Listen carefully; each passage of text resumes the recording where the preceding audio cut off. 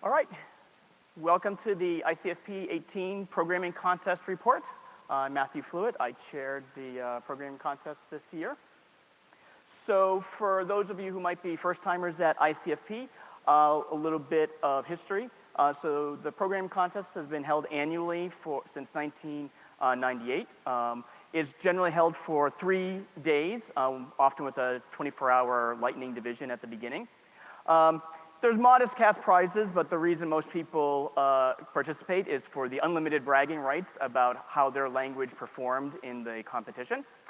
And each programming contest is organized by a different group, which gives a very different flavor each year. So the timeline is usually what people give at this point. It's the usual story. A little over a year and a few months ago, Robbie contacted me if I was interested. I got a few people together. I promptly forgot about it for 7 months. January shows up. We start brainstorming, throwing some ideas together, building some infrastructure. June, you really start to panic that this is going to come together. You make some last-minute changes to what you're going to do. In July, you really scramble to get it all together with a day to spare, and then luckily it runs nice and smooth. We had virtually no issues with the contest this year. I was very pleased. So the contest task. So a little bit about what we thought about going into it. A couple of things that I had in mind. I wanted checkable artifacts, not running executables. Running other people's code is dangerous and time-consuming, so that was one thing. I wanted a task that had a low barrier to entry. I wanted people to get something working as quickly as possible and then have a lot of time to refine it, not to spend hours until they got something that worked. And I wanted a task that kind of emphasized programming as problem solving. This idea that you, the human, see what you want to do.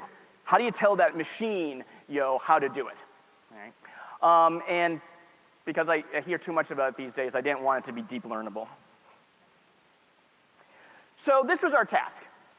Generate nanobot traces to construct a target 3D object while minimizing energy. Okay, so there's a short little video. My daughter contributed this drawing of what the nanobot looks like. A little bit about what's going on here. So the idea was that you've got these nanobots that convert energy to matter. They can crawl around this space in sort of an unconstrained way. The nanobots can fly around. But when they're building, they would like to build things that are connected to the ground. That lets them use less energy. But they could, if they need to, build objects floating in space, but at a higher energy cost. The other thing that you may have noticed, nanobots can fission, fork themselves off into another nanobot, and fusion, join back together. Here we've got 20 nanobots running around working together. And the constraint was that execution had to begin and end with a single nanobot at the origin. So there's some floating matter off to the side there. And then we formally specified how these nanobots executed, but the big idea is that each nanobot executes a single command each time step, and it's an error if different commands of different nanobots interfere. So that ensured that our system was going to be deterministic, even though we have this parallelism going on. Okay. I think this is our...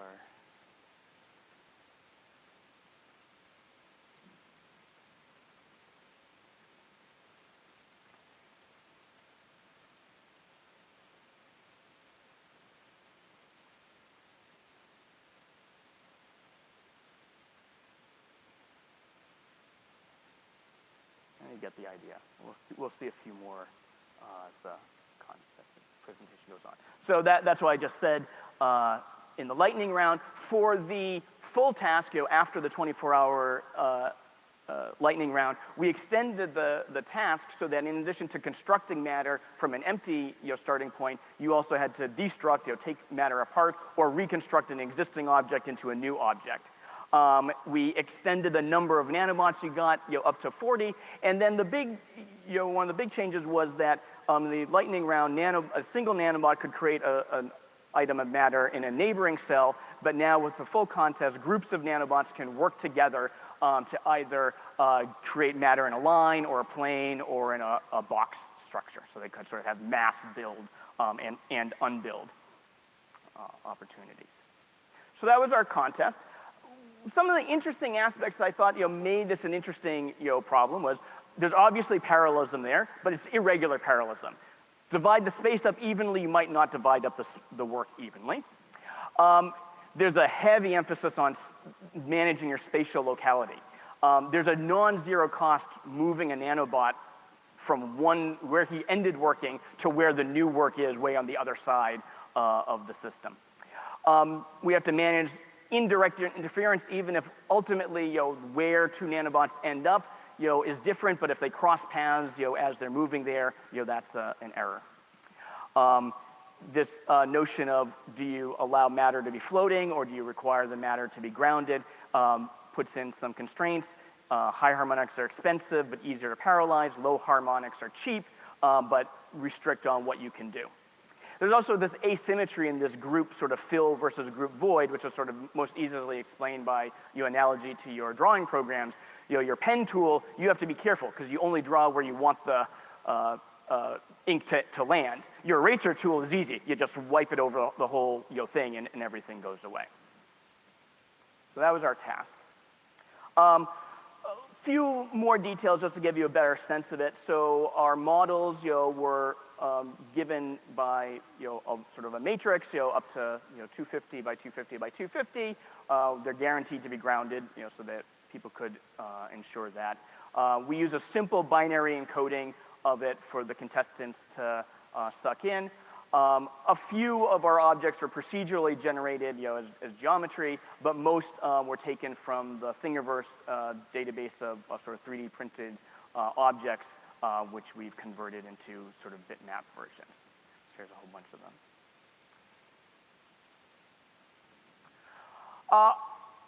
I won't go into details here, but our traces were basically just sequences of commands, ordered by time, then ordered by nanobot identifier. So it's a very simple sort of format for people to generate, although it had to obey the various kinds of constraints.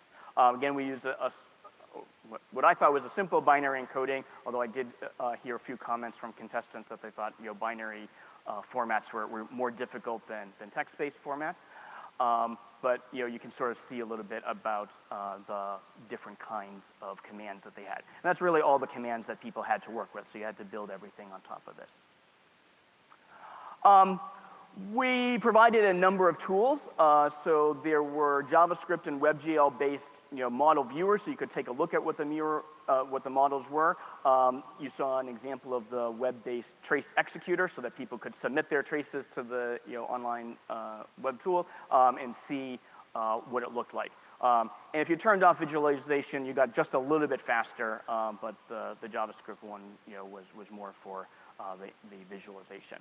We've received a number of nice compliments from people about the online tools. In one sense, it's exactly the same problem whether or not you have the visualization.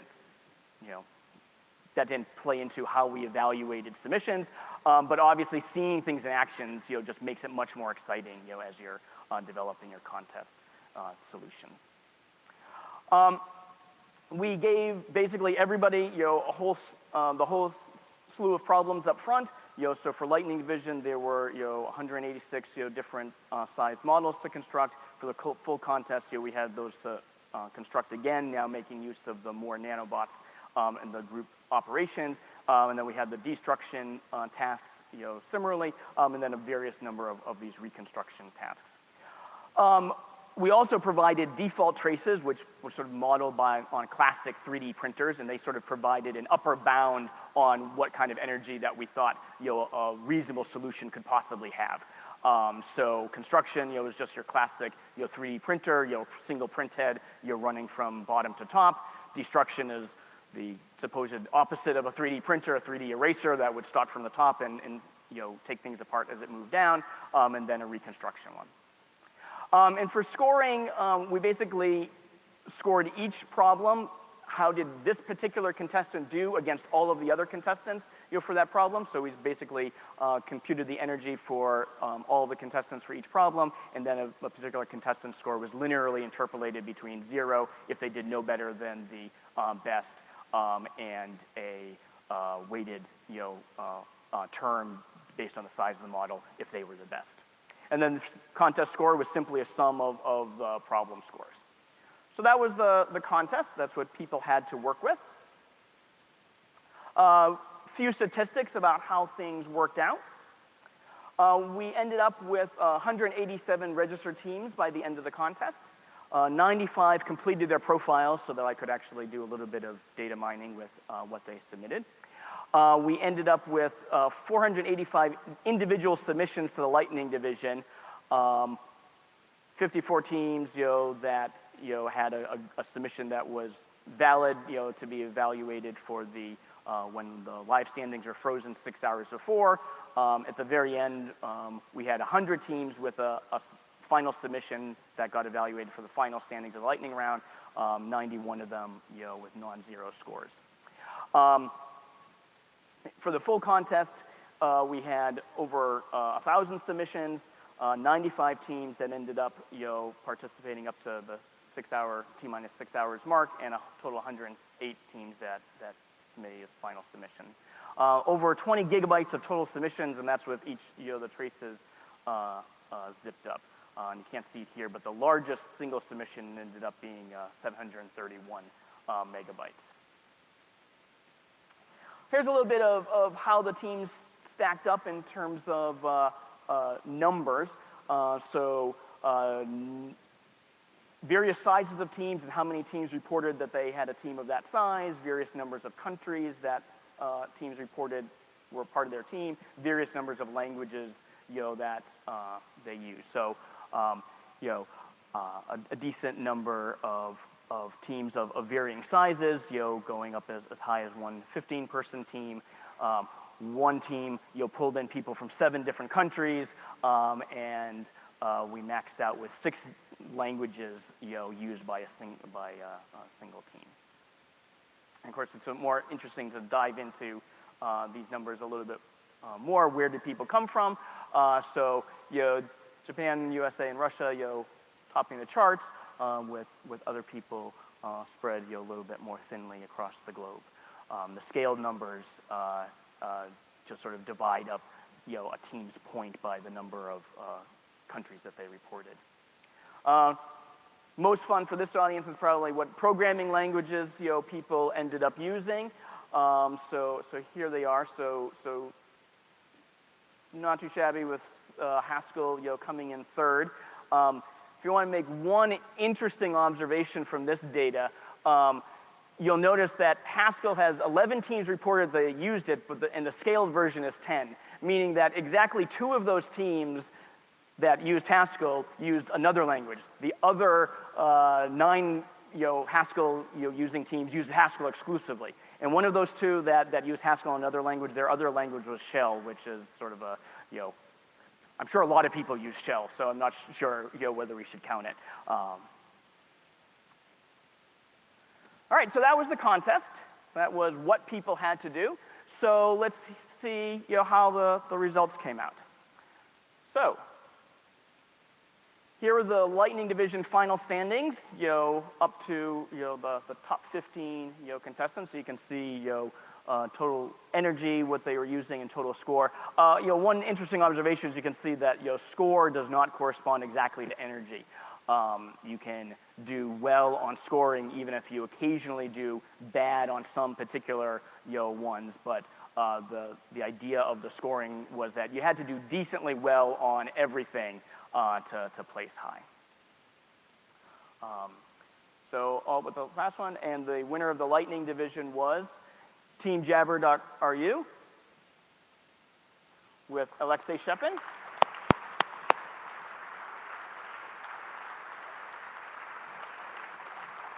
And I must declare that OCaml is very suitable for rapid prototyping. Alexei was not able to be here with us today, but he did submit a video, so I'm going to play that, and we should have the audio turned up for that. Hello, my name is Alexei Shepin, and I'm the only member of Jabber.ru team. For my lightning round submission, I began with a simple single bot solution, filling one layer at a time. This is an example from my first submission. Then I added support for many bots and got this. They're quite stupid, just trying to move to a closest unfilled voxel and stacking with each other. For small models, my solution tried different number of bots, and for the rest, the maximum number of bots was always better. Probably the biggest problem with this approach is that switching on high harmonics is sometimes required, like here. That's basically all I did for the lightning round. I'd like to thank the organizers. I enjoyed this contest a lot. This one is probably special for me as it's the 5th time I won the lightning round, and the first time was exactly 10 years ago. So thank you and goodbye. Okay. So another applause for Team Jabber RU.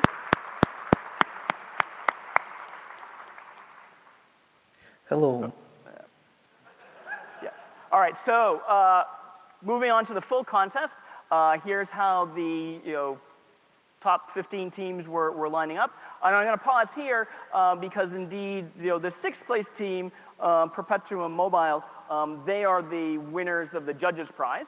And oh, it got cut off. So the footnote. Oh, you can't see the title either. So the judges prize, we awarded for the team with the most visually interesting constructions. So most teams, settled on a fairly traditional bottom-up, kind of build. But as you'll see shortly, Team Perpetuum Mobile got some things that were a bit more interesting. So Andrew Conway and John Fitzgerald are winners of the judges prize. And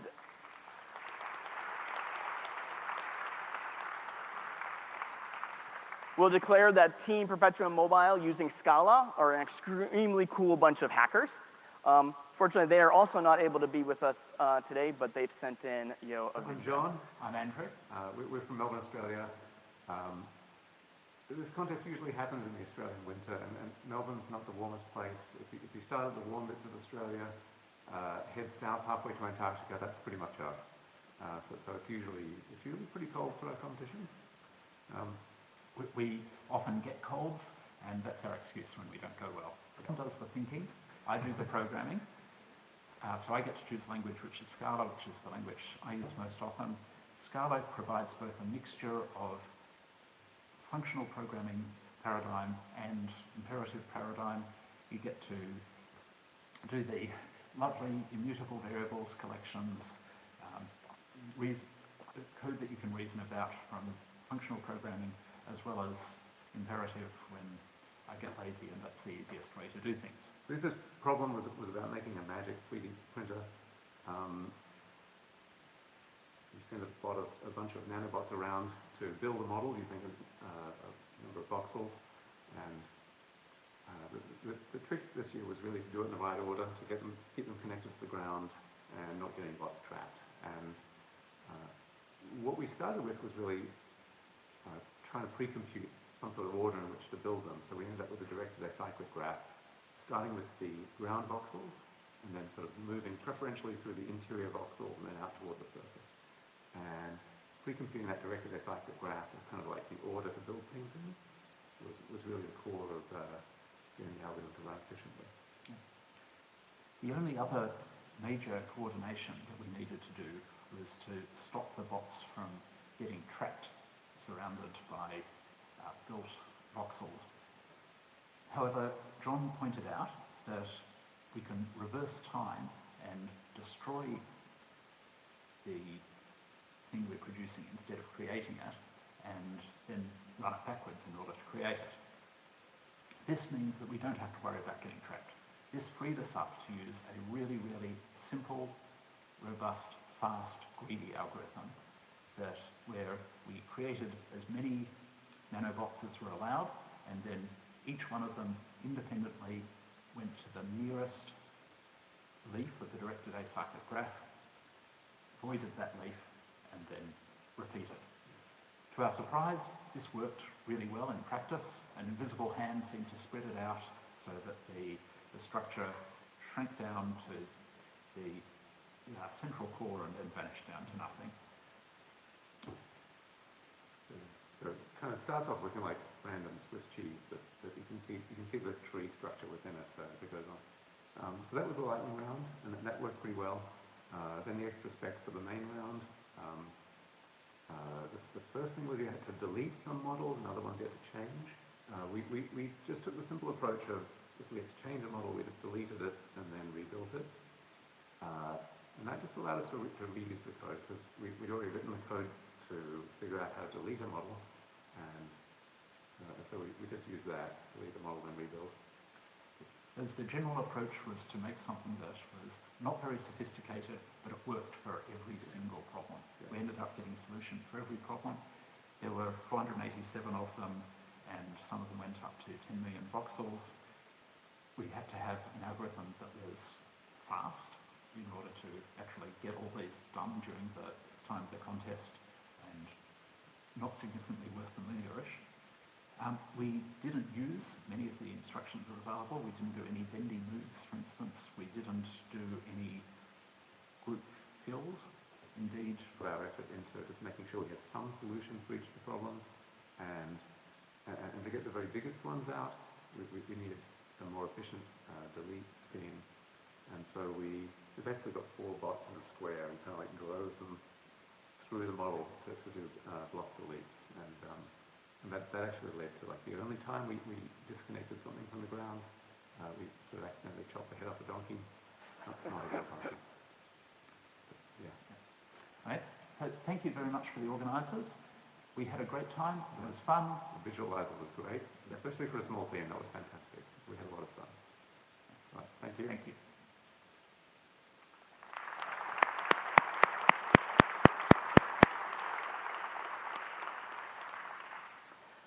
So starting to fill in those final standings. Here were the 3rd through 5th place teams, and the 2nd place team is Team Manarimo. So congratulations to Team Manarimo. I think we have a member of the Manarimo here. Come on up to receive. So C++, Python, Ruby, JavaScript, Bash, SQL are fine tools for many applications. Congratulations. Congratulations. You guys are welcome to say a few words. It's an honor to be here, but at the same time, I feel a little bit sorry about the list of programming language listed here, considering what this conference is for. Basically, we didn't do anything functionally interesting, but we created a platform where we can submit our solutions and like store the best solutions, so people can work on each solution like individually. So concurrency worked, and yeah, I'd like to thank Matthew for organizing this great contest. Yeah, I don't have many things to add to his comment, but yeah, basically, yeah, I was also working on creating a tool that allowed us collaboratively working, and yeah, I'd like to give a great big thanks to Matthew and the contestator and the ICFP for supporting such a great contest. And yeah, I enjoyed the contest and had a pretty great time during 3 days. So pause for just to say, Team Manarimo asked me specifically to do this build that they had, which you said was sort of a good evidence of human computer co-design. So our platform also allows us to submit manual solutions, and it worked for some like geometric problems. So even I was able to contribute to like the solution itself. And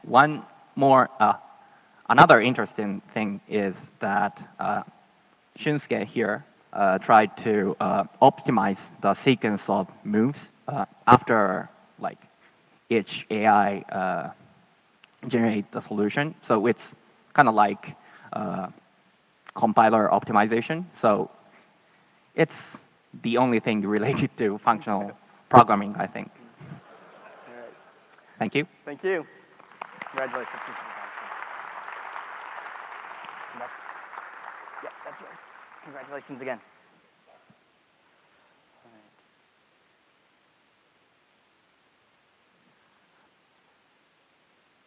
All right, and final team that placed first, Team Unagi. Congratulations. And happy to say that Rust is the programming language of choice for discriminating hackers. We can try very quickly. Okay.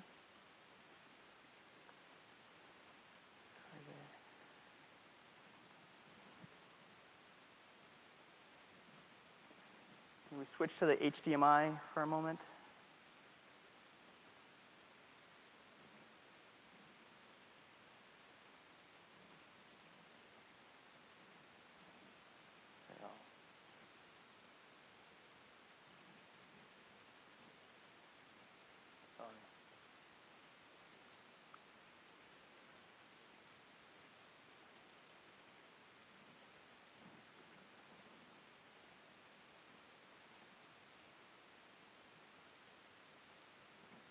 There we go. Thanks. You should just start talking. Hi, this is Team Nagi. The team has 6 members. We have different backgrounds and we are working in different roles, but what we are in common that we love programming contests. In fact, we met each other in programming contests. Moreover, many of us, we met when we are high school students. Let me review some of our solutions. For assembly tasks, the basic strategy is constructing by layers. And it's vertically or horizontally. Because its computation is fast and it makes less conflict than 3-dimensional constructions. And we add 2 tricks. One trick is adding supporting pillars. And the other trick is divide layers to keep groundedness. For disassembly tasks, we took 2 approaches to do 2-dimensional disconstruction or 3-dimensional. Again, it works to adding supporting pillars. Now, how did we develop these programs? Whole picture is like this. We worked on a text format because it's easy to debug. We used many components, especially finding shortest path or reversing commands. And we have internal scoreboard that shows which solvers perform best on which programs. And I know the purpose of this contest is to decide best language. 2 years ago, Takuya announced that the message that is let's use your favorite language, even if it's different from other member choice. But now, we used Rust in the most often.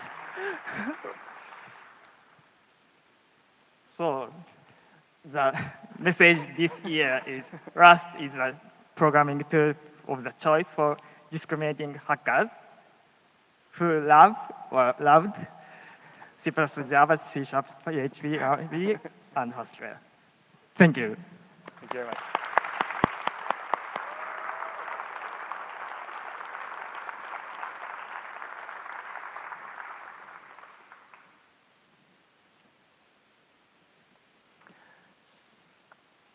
Just a couple of concluding remarks. I want to give a thank you to my other organizers at the Rochester Institute of Technology who contributed to the contest design discussions and review and developing a number of the target models. I also wanted to acknowledge the software and tools that we used to generate and run the contest. And because we don't get enough of a chance to do this in a nice public setting, I want to give a big shout out to Martin Ellsman and the SML Toys compiler. The JavaScript and web-based tools would not have been possible without that. And it's also sort of a great piece of having tools that target different backends that I was greatly comforted to know that the standard ML code that I was running compiled by Milton, running on the server, was the same code that was running, on the web, and I wasn't going to get, rogue, bug reports that say, well, the web-based tool told me this, but my standing, computed value is this. So really comforting to me. So thank you very much, especially to all the contestants. Please start getting ready to participate in the ICFP 19 programming contest. Thank you very much.